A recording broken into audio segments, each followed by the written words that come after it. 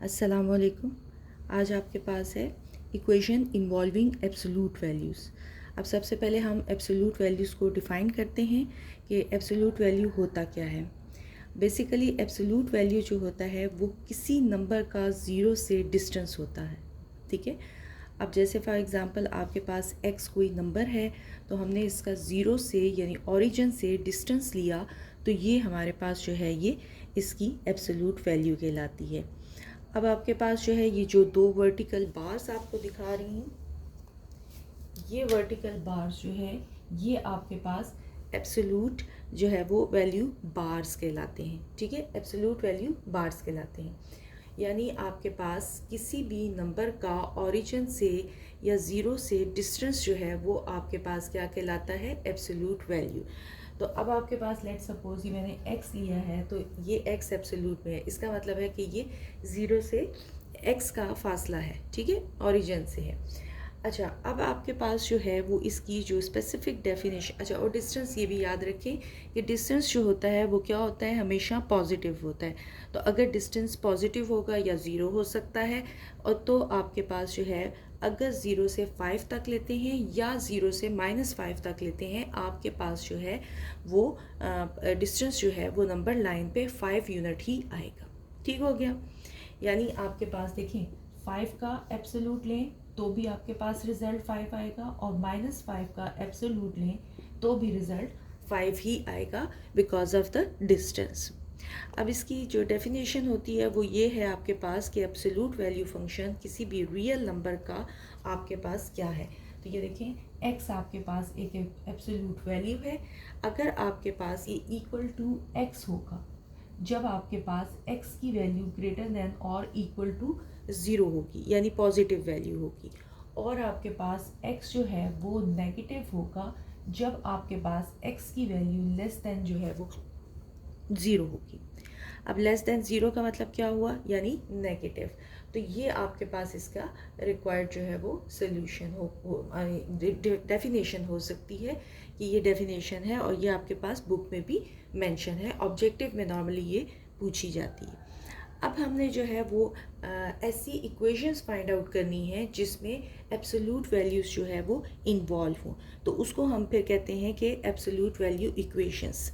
अब कौन सी इक्वेशंस हो सकती हैं, जैसे फॉर एग्जांपल आपके पास अगर मैं इसके साथ +1 इज इक्वल टू ज़ीरो लिखूँ, तो ये एक एब्सोल्यूट वैल्यू इक्वेशन है। ठीक है, यानी इसमें एब्सोल्यूट ही हो। अगर मैं इसको x+3 और डिवाइडेड ये साथ में ये कर दूँ 5 कर दूँ, so this is also an absolute value equations. और अब हमने इनको सॉल्व करना है, सोल्यूशन इसका फाइंड आउट करना है एक्सरसाइज में। तो आइए एक्सरसाइज की तरफ चलते हैं। अब इसको सॉल्व करने का तरीका ये है कि आपने वैल्यू को एक बार पॉजिटिव के लिए और एक बार नेगेटिव। अब डेफिनेशन के अकॉर्डिंगली जब भी हम एब्सोल्यूट वैल्यू जो है वो हटाते हैं, तो हमारे पास जो है वो दो साइन जो है वो डेवलप होते हैं, एक पॉजिटिव एक नेगेटिव। ठीक है, तो जब कभी भी आप ये एब्सोल्यूट बार हटाएंगे तो आपके पास प्लस और माइनस साइन दोनों डेवलप होंगे अकॉर्डिंग टू द डेफिनेशन।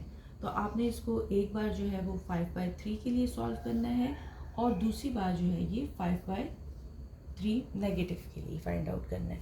तो अब चूंकि ये आपके पास सिंगल ही वैल्यू थी, तो यही इसका रिक्वायर्ड जो है वो सोल्यूशन है। तो हम सोल्यूशन सेट में इसका क्या लिखेंगे, 5/3 एंड -5/3। तो ये आपके पास क्वेश्चन नंबर 1 हो गया। अब आपके पास है क्वेश्चन नंबर 2। देखिए एब्सोल्यूट लगा हुआ है, आप लिखेंगे +-6 x+2 +6 एंड x+2 -6। आपने डेफिनेशन के अकॉर्डिंगली प्लस माइनस दोनों पहले लगाने और फिर दोनों को स्प्लिट अप करना है। तो ये इसके हमेशा आपके पास दो ही आंसर आएंगे। ठीक है, ये हो जाएगा -8 और ये हो जाएगा 4। तो सॉल्यूशन सेट जब हम लिखेंगे, ठीक हो गया, ये आपके पास हो गया क्वेश्चन नंबर 2। Question number 3,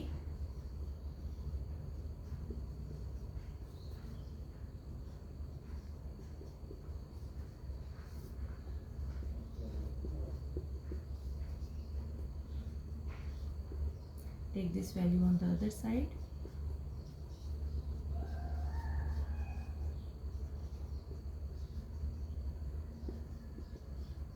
-5 1 + 1 -8/5। अब सोल्यूशन सेट निकालते हैं,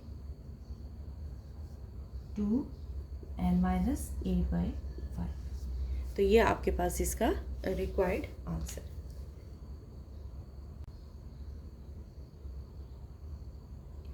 ये आपके पास है क्वेश्चन नंबर 4। मैंने प्लस माइनस किया और फिर इसको सॉल्व कर लिया, ठीक है। तो ये आपके पास क्वेश्चन नंबर 4। अब आप क्वेश्चन जैसे देख रहे हैं कि आपके पास है 6 - 3y। अब 6 - 3 = 0।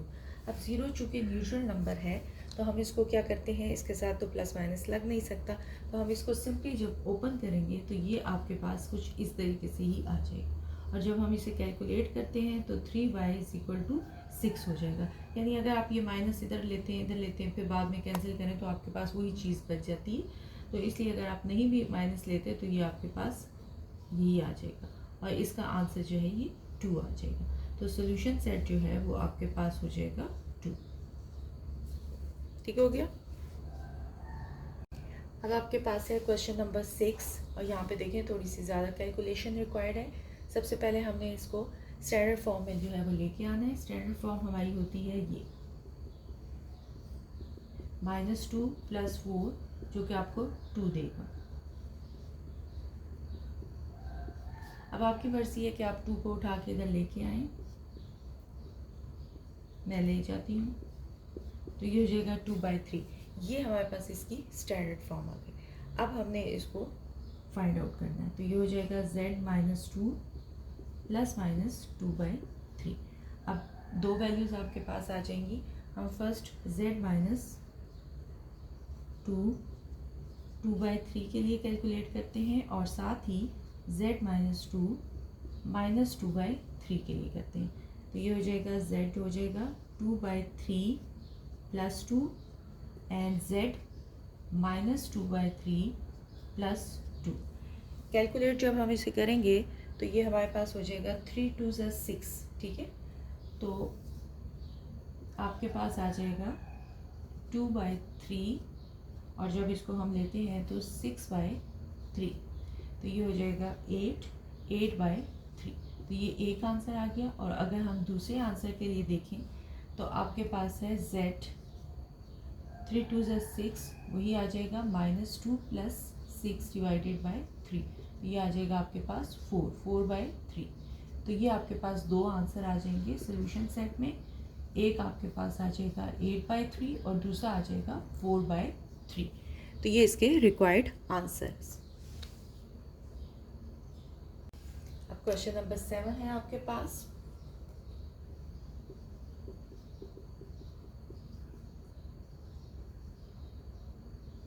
आप इसको ऐसे भी कर सकते हैं,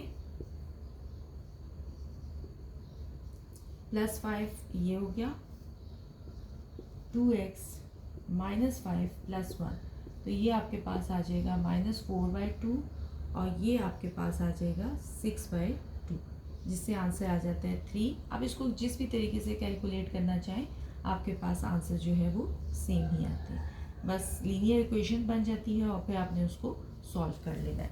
तो ये आपके पास इसके क्वेश्चन नंबर 7 का रिक्वायर्ड आंसर है।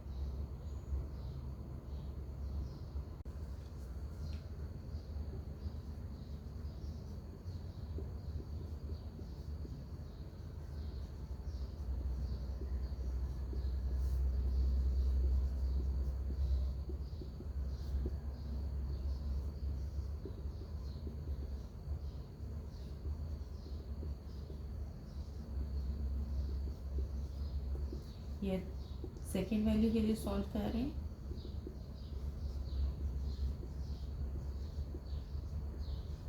डिवाइड किया तो ये आ गया सोल्यूशन सेट।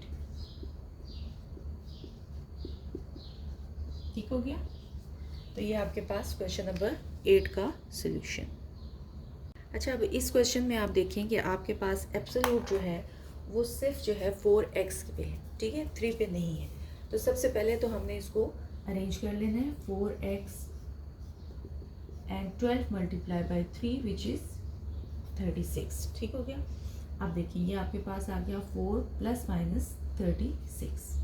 अब x हमने किया तो ये आ गया 36/4 एक वैल्यू, और दूसरी वैल्यू आ जाएगी -36/4, तो ये हो जाएगा 9 और ये हो जाएगा -9।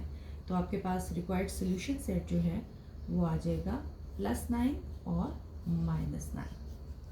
ठीक हो गया। तो ये आपके पास हो गया क्वेश्चन नंबर 9। याद रखिएगा एब्सोल्यूट की वैल्यू को ज़रूर चेक करना है। ओके, अब आप इस क्वेश्चन को गौर से देखिएगा। 5x है और जब मैं इसको फॉर्म में सॉल्व करती हूँ तो 5x that is equal to -5।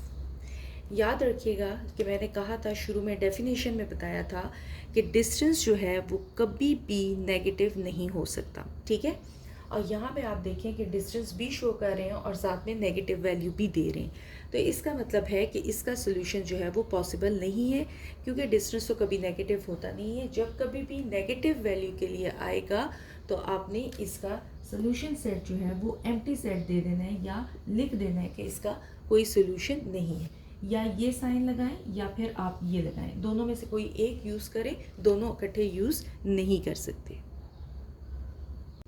अब चूँकि एब्सोल्यूट जो है वो 1 - 2 y पे है, तो आपने क्या करना है, फोर्स को पहले अरेंज कर लेते हैं। तो ये आपके पास आ जाएगा 1 - 2y इज इक्वल टू 12। तो इक्वेशन अब हमने यहाँ पे ही अरेंज कर ली है। अब हम इसको सॉल्व कर लेते हैं।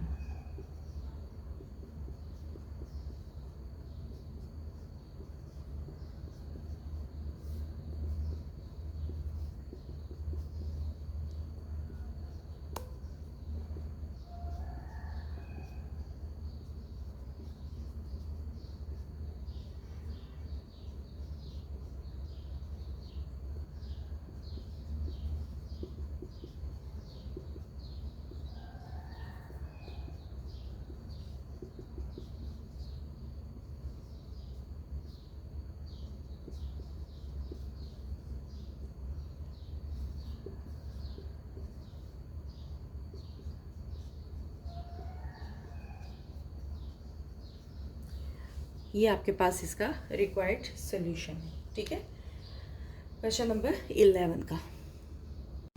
अब आपके पास है क्वेश्चन नंबर 12, और क्वेश्चन नंबर 12 में देखें कि 2 और 3 जो है वो आपके पास एब्सोल्यूट में नहीं है। क्रॉस मल्टीप्लाई करके हम सिंपली किसी एक वैल्यू के साथ जो है वो प्लस माइनस का साइन लगाएं।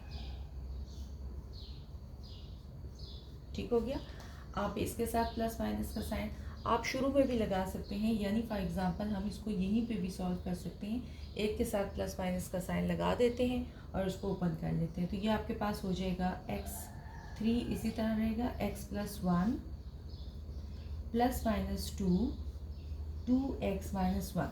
आपकी मर्ज़ी है, आप प्लस माइनस का साइन इस वैल्यू के साथ लगाते हैं या इस वैल्यू, लेकिन दोनों में से किसी एक के साथ लगाना है। ठीक है, अब इसको सॉल्व कर लें। 3x + 3, एक आपके पास आ जाएगा 2x-1 और 3x + 3 और -2 2x-1। अब इसको आप सॉल्व कर लें जिस तरीके से भी सॉल्व करते हैं। लाइक टर्म्स को अरेंज करना है।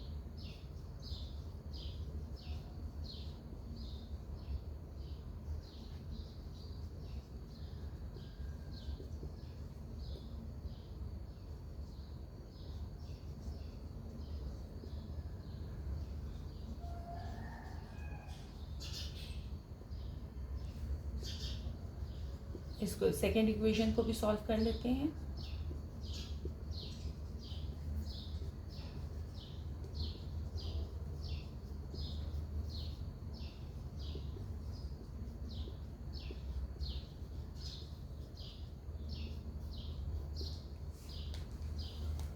अब आपके पास सोल्यूशन सेट जो है वो मैं यहाँ पे लिखे देती हूँ। एक आ गया 5। ठीक हो गया। तो ये आपके पास रिक्वायर्ड क्वेश्चन नंबर 12 था। अब क्वेश्चन नंबर 13 है आपके पास।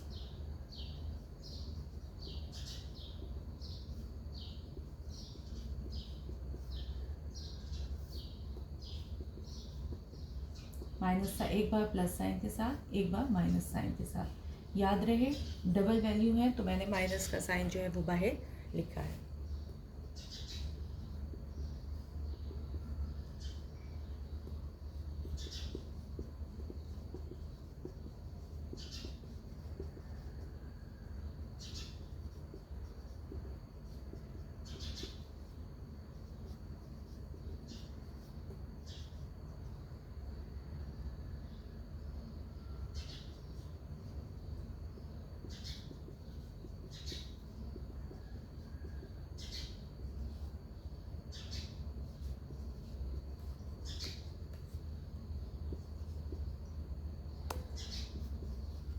सोल्यूशन सेट आपके पास आ जाएगा।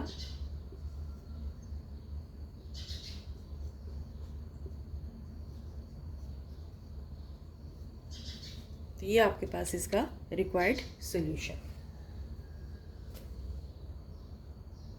अच्छा, क्वेश्चन नंबर 14 में देखें, एब्सोल्यूट वाली जो वैल्यूज़ हैं वो दोनों सेम हैं, तो हमने इसमें एब्सोल्यूट वाली वैल्यूज़ को इकट्ठा कर लेना। अगर डिफरेंट होते फिर ज़ाहिर सिचुएशन डिफरेंट थी। अब चूँकि ये सेम है तो हम सबसे पहले इनको इकट्ठा कर लेंगे। तो ये आ जाएगा आपके पास z+3, यहाँ पे ये माइनस साइन के साथ है तो जब इधर आएगा तो ये प्लस साइन के साथ आ जाएगा। ये -3 है यहाँ पे, इधर आएगा तो ये +3 हो जाएगा, और ये 2 टाइम्स जो है हमारे पास ये एब्सोल्यूट आ जाएगी। अब आप चाहें तो 2 को इधर डिवाइड भी कर सकते हैं, ये आ जाएगा 4। अब आपके पास ये इक्वेशन स्टैंडर्ड फॉर्म में आ गई है। अब हमने इसको कैलकुलेट कर लेना है।